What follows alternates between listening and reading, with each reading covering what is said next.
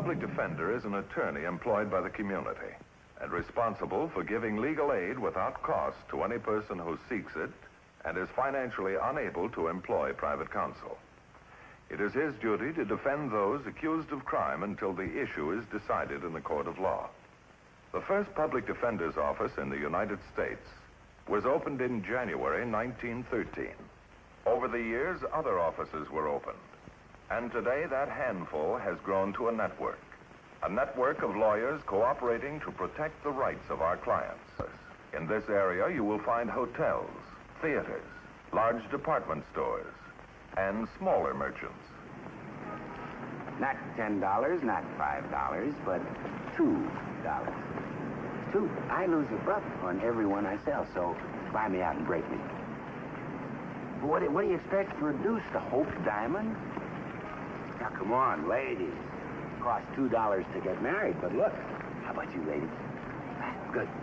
Another satisfied customer. Good for you. Now, who else wants a bargain to take home and... Oh, shop's closed. Excuse me, ladies. Excuse me. Does the Wilshire bus stop here? Okay, wise guy, move along. Yes. Hey, wait a minute. I'm leaving. What do you want, blood? Your name's Kilgore, isn't it? Yeah, that's me, the sidewalk Tiffany, but no autographs today, pal. I got an invitation for you. Well, I don't go for blind dates, pal. These are old friends. They want you at the West L.A. station. For what? Laughs. They haven't booked a comedian all day. The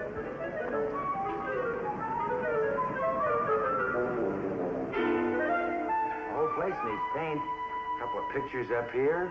Maybe even a jukebox over in the corner. Oh, Mr. Matthews. Oh, hi, Kilgore. Well, one thing about me, I'm loyal. You're going to handle me again. What have they got you in for this time? These jokers think that I broke into a residence. And you're innocent. Oh, Natch. Got an alibi? Oh, it's a beauty. Now, let me play it for you. I haven't been assigned to your case yet. Oh, yeah, that's right. Well, I'll see you tomorrow. That is, unless they get smart and spring me out of here tonight. Oh, he's a sweetheart, that Matthews. You know what? Handle me 3 times. 3 convictions. Hey, listen, buddy. You want to buy a hunk of nice jewelry for your girl? No. No girl would be that desperate. The following day, Kilgore was arraigned, and my office was assigned to defend him. The charge was breaking and entering, and theft of a diamond brooch, a star sapphire ring, and a pair of pigskin gloves. This one will be a ball for you. You don't seem very worried. I'll let the DA worry. If you're convicted again, you could get 10 to 20. Counselor, I thought you knew me. I couldn't have pulled this caper. It followed your exact pattern. That's why they picked you up. I've been picked up for everything except barman Pearl Harbor. Now, do you want me to show you why I couldn't have pulled this one? So let's look at it from the pro angle. All right. This fella Mitchell gets a phony call that his daughter is in the hospital from an accident. You always telephoned the victim and got him out of the house. Oh, yeah, but with class. I mean, I called on maid's night out, see? This guy calls on a Tuesday night. Goes up through a second-story window. How does he know he ain't going into the maid's room? Well, go on. Now, look, I always called and told him the office was on fire. See, it's tougher to check. It's those touches, see, Counselor? I mean, that's what makes the difference between an amateur and a pro. Yeah, but look, Kilgore, No. Besides, if I did this job, where's the loot? The victim identified the gloves you were wearing. He said they were stolen from his dresser. Would I heist a second-hand pair of gloves? Well, where did you get them? Oh, I got them in Memphis. When? 6-8 months ago. What store? Counselor, it looks to me like you don't believe me. Would I lie to you? You always have? Well, no, that's no way to talk to a client. You've had an airtight alibi every time I've defended you, and the district attorney has blasted your story wide open in each case. I thought I had him last time. It might help if you tell me the truth. Counselor, if I'm not telling the truth, may I never eat dinner at the White House? I'm not the one who'll go to San Quentin. Now, look, I'm leveling. See, I walk by this little joint in Memphis. I see these gloves, 10 clams. I got a buck in my kick. Gotta have the gloves. So I walk in, I make a deal with the guy. Give him the buck, and he holds the gloves till I come up with the rest. Now, what street was this store on? Jackson, near a hotel. Now, you said that you had an airtight alibi. Oh, I have. Now, this crime was committed last Tuesday night somewhere between 9:30 and 11 o'clock. Where were you? Oh, well, Saturday night, Hazel. Friday night, Julia. Thursday night, Eloise. Wednesday night, I play poker. Wednesday. Tuesday night, oh, yeah, Annie Pie. Does this Annie Pie have a last name? Hobart, Ann Hobart. She lives at 111 North Parkway. Yeah, that's a nice address. Yeah, she's a nice doll. You ought to see her. I intend to. You'll enjoy yourself. She's a million laughs. Now, break down, counselor. Did you ever have a more lovable client?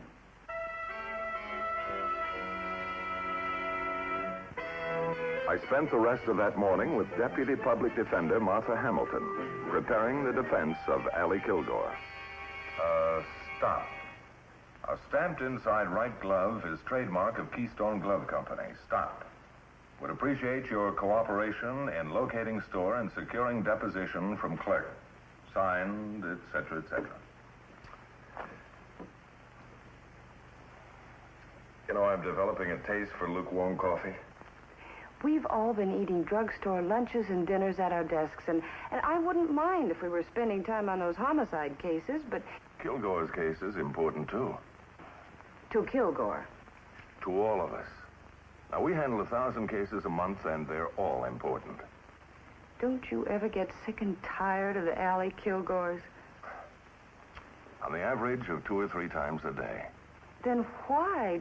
You know, I wish all of our clients were nicely tailored, freshly manicured, cultured, wholesome, well-adjusted adults, but they're not.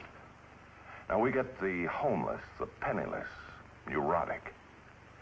And when you're swamped with work, they become just cases. Legal checkers to be moved about a board. But they're not cases or checkers. They're people. End of lecture. End of sandwich. Thanks. For what? For putting me back on my white horse. Between a request from the San Francisco Public Defender's Office, defending 3 clients in court, and preparing to argue an appeal, I didn't get much time to think about Allie Kilgore until I saw him 2 days later at his preliminary hearing. Look, Mr. Matthews, you got to spring me. I'll try. Well, I tell you, I'm going into business. You got a great idea. Customers all over the world. A do-it-yourself jailbreak kit. Now, look, Allie, I don't know whether you realize how serious this is. Are you Allie Kilgore? I cannot tell a lie. Must be one of my fans. I'm Alan Elwood Logan, Deputy District Attorney. I've been assigned to prosecute you. Bully for you. Now, Kilgore, I've only got a minute, but This is my barrister, Mr. Matthews, the public defender. I'd like to save the trouble and expense of a trial. If you'll plead him to petty theft, I think... He's an eager one. I've cleaned up 3 other cases this morning, and... And if he remains untied and undefeated, he goes to the Rose Bowl. Matthews, I don't have much time. Look, pal, I can't cop a plea. You ever served time at San Quentin? Oh, no, of course not. See, I got a reputation to uphold. Now, a guy at San Quentin cops a plea, he's got to hang out with the petty larceny bums. But if a fella pleads not guilty and gets convicted, he gets to mix with a higher class group. And I don't need to tell you that a man is known by the company he keeps. I'll see you again. Well, don't bother to call. Just drop right in. Oh, to be young and beautiful again. Well, let's get back to business. Now, did you think of anything that might help your case? Well, I almost remember the name of that store. You know where I got the gloves? You almost remembered. Yes, sir.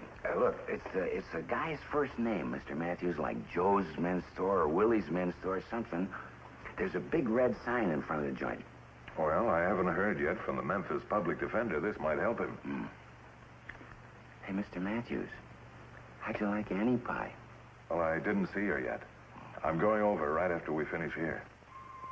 Ann Hobart lived in the Griffith Park area on a small street up in the hills. Seeing the right name on the mailbox at the right address made me feel my hunch was right. Kilgore was finally telling the truth. Yes, Mr. Matthews. My office is representing a friend of yours. Really? Yes, he was accused of a crime, and he says that he was with... It's all right, Bitsy. You say a friend of mine has been arrested?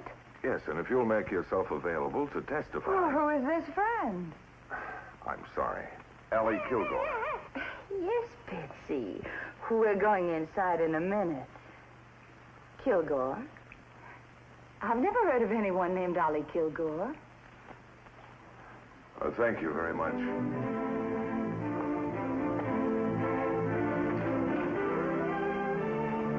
Well, I have that deposition from the witness in Santa Monica. Oh, yes, that's for the Providence PD office, isn't it? Yes, he corroborated their witness's story. Well, it's nice to know that someone's story was corroborated.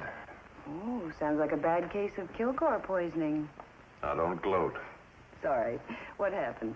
Well, Kilgore's alibi said she didn't know him. What did Memphis say? I don't know. I haven't heard yet. But I thought, well, I was almost sure I heard Miss Jenkins taking a telegram on the phone, and I thought it was from there. Well, let me check. Yes, here it is. Regarding your telegram, January 10th, sorry for delay. Had to check every haberdashery wholesaler and distributor in this area. All report no Keystone gloves ever sold in the state of Tennessee. Well, maybe Mr. Kilgore can explain this. To some business in Department 91 of the Superior Court. I went upstairs to the visiting room to see Allie Kilgore. Listen, Counselor, I rustled up another client for you. Now, it seems this fella was... Kilgore, are you physically incapable of telling the truth? Hey, what are you steamed about? Well, Anna Hobart said that she never heard of you. What? Oh, come on, Doc. Play it in E flat. Now, who do you think the jury will believe, you or her? Oh, I guess that's no contest. Wait a minute. I can prove she's lying. How? Go in the property room and get my wallet. There's a picture of us together. The Memphis public defender can't find that store. What? And on top of that, those gloves were made by the Keystone Glove Company in Detroit, Michigan. And they don't sell Keystone gloves in Memphis, Tennessee. Is that good enough for you? Memphis? I never said Memphis. Everybody knows Jackson Street's in Chicago. Now, look, Kilgore. No public defender's office has time to play games. It was Jackson Street. The name of the joint was a guy's first moniker, and I did put $1 down. All right. Look, Mr. Matthews, I know I'm no bargain. I'm a liar, 3-time loser, and a wise guy. But I don't con you. But I'm not asking for any sympathy. I don't want any. This is a bum rap. I was never near this guy Mitchell's house. Either you're the world's greatest salesman or I'm the world's biggest chump. Why? Because I believe you. I then went down to room 606 in the Hall of Justice, where I had a date to meet Paul Mitchell, the victim of the burglary. Surprised to see me? Frankly, yes. I was expecting to see Mr. Mitchell. Please lay off our witnesses. The witnesses don't belong to either side. What do you want him for? I'd like him to examine the gloves again and see if he still thinks they're his. Well, of course he does. Do you mind if he decides that? No, but this is a terrible waste of my time and the taxpayers' money. Good morning. Sorry I'm late. Oh, good morning. Could I have the evidence in the... I've already gotten it. Mr. Mitchell, would you examine these carefully? Of course.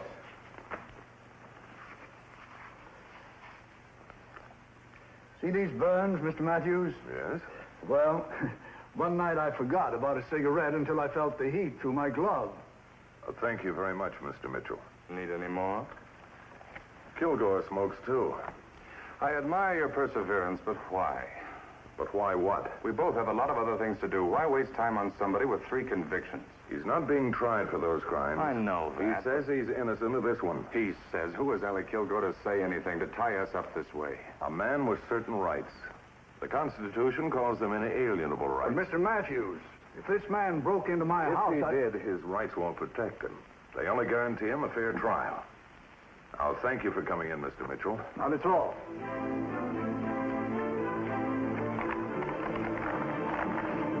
Before leaving the Hall of Justice, I went to room 235 and got Kilgore's wallet. What I found was a pleasant surprise. I signed a receipt for the picture and took it with me. Ann Hobart had been lying. But why? Now, Miss Jenkins, will you please try Ann Hobart again in an hour? Your Chicago call come through yet? Oh, not yet. And would you check on that call to the Chicago PD office? Do you have something for them? Recall the Angola case. Yeah, did we ever locate his brother?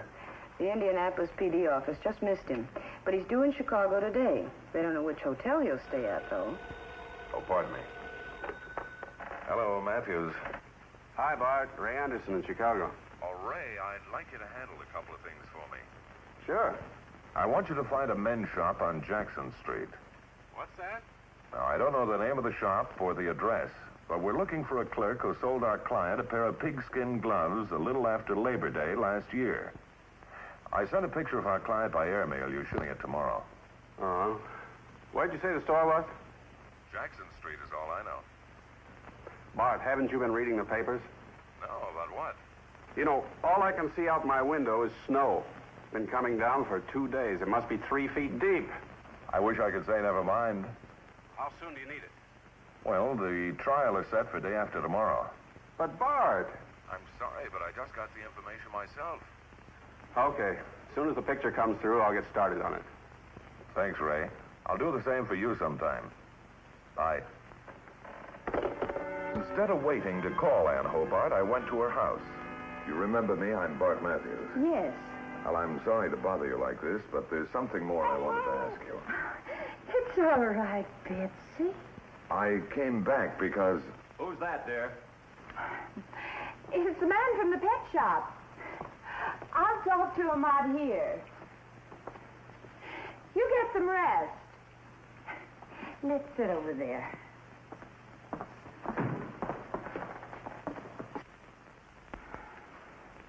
I know what it is. All right, Betsy, go ahead. I'm afraid I do know Allie Kilgore. Oh, Kilgore said that he was with you that Tuesday night. Mr. Matthews, that man's voice you heard, that was my husband. I see. Mr. Hobart is 67 years old, quite wealthy. He travels a lot on business. He's a collector. He likes to own things, companies, cars, boats, and wives. I'm number 5. And there's not going to be any number 6. I see. Before you get any ideas, I'm not dealing my husband off the bottom of the deck. All he wants is for me to be here, looking beautiful when he gets home, and to be good company while he's here. I fill my end of the bargain. Does he know about Kilgore? No, I haven't gotten around to telling him. Were you with Kilgore that night? All we do is go to a movie or dancing. Anything wrong in that? Now, Mrs. Hobart, were you with Kilgore that night? Oh, Betsy. Oh, please, Mrs. Hobart. Mr. Matthews, I told you once, there isn't going to be any Mrs. Hobart number 6. You're crazy if you think I'm going to get into any court for Allie Kilgore. But you could save him. The answer is no. He might get 20 years. That's too bad. Well, don't you think that if you went to your husband and... Oh, I forgot to tell you. Mr. Hobart also collects guns. When I went to court, I still had no defense for Kilgore. Ann Hobart, as an unfriendly witness, was of no value. And I hadn't heard from the Chicago Public Defender's office. Ready, Mr. Matthews? Not quite. Well, you still have about 15 minutes. Would you agree to a continuance? What for? Well, the public defender in Chicago hasn't located the store where Kilgore bought the gloves. You see the man sitting next to Mr. Mitchell? He's from Crenshaw's in Beverly Hills. He will testify that he sold the gloves to Mrs. Mitchell as a Christmas present for her husband. Maybe he sold her a pair of gloves. The pair of gloves. Any word from Chicago? Ray Anderson found that shop on Jackson Street. Wonderful. But the man at the store couldn't identify Kilgore as a customer. There was a fire sale right after Labor Day, and, well, there were so many customers. Well, at least there is such a store. The man at the store told Anderson that everything had been marked down because the stock had been damaged by the sprinklers. And he said that the gloves were water-stained. He did. Good morning, Mr. Matthews. Good morning. Could I see the evidence in the Kilgore case? Oh, yeah. Just got here. Here you are. Thank you.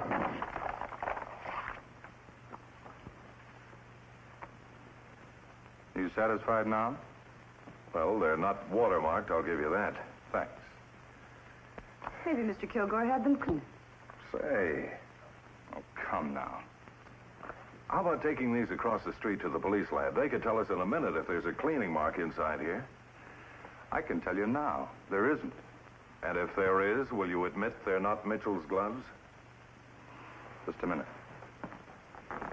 Mr. Mitchell, did you ever have those gloves cleaned? Why would I? They're practically brand new. Thank you. Mr. Logan, it's 10 o'clock, and I have The to... judge will be a few minutes late, but you'll still be out of here by 10:30. Thank you. Well, can I borrow them now? No, I can't allow the evidence to be removed from the court. I see. Oh, Martha, would you run down to the drugstore for me? Of course. See if they have an infrared bulb. This should cover it. All right.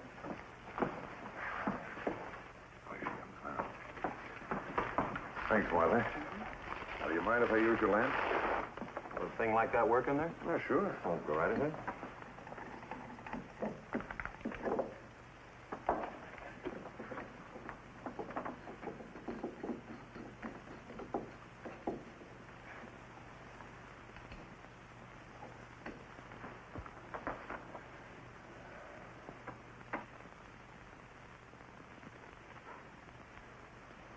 One down, one to go.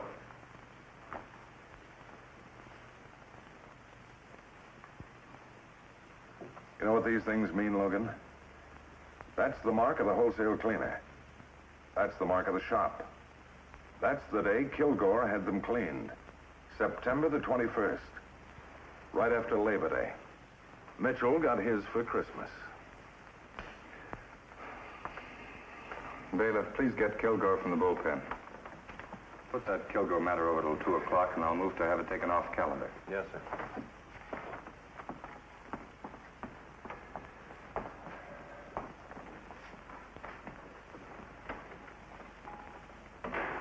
Hey, how come he's so downbeat? Well, we just proved that these weren't Mitchell's gloves.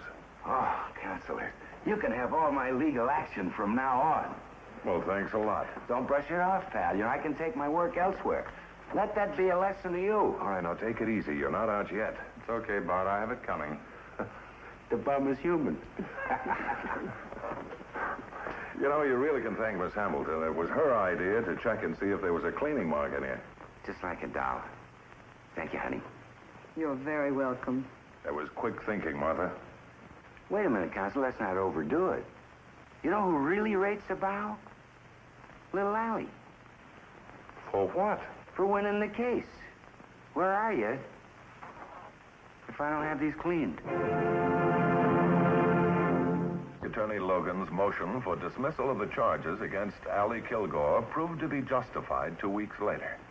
At that time, the police arrested another cat burglar and recovered the loot from the Mitchell robbery, including a pair of gloves. The case you have just seen was brought to a fair and just conclusion through the efforts of a public defender. Knight Revlon salutes Public Defender Joseph M. Lovely, Douglas County, Omaha, Nebraska, and his staff for outstanding achievement in the cause of justice.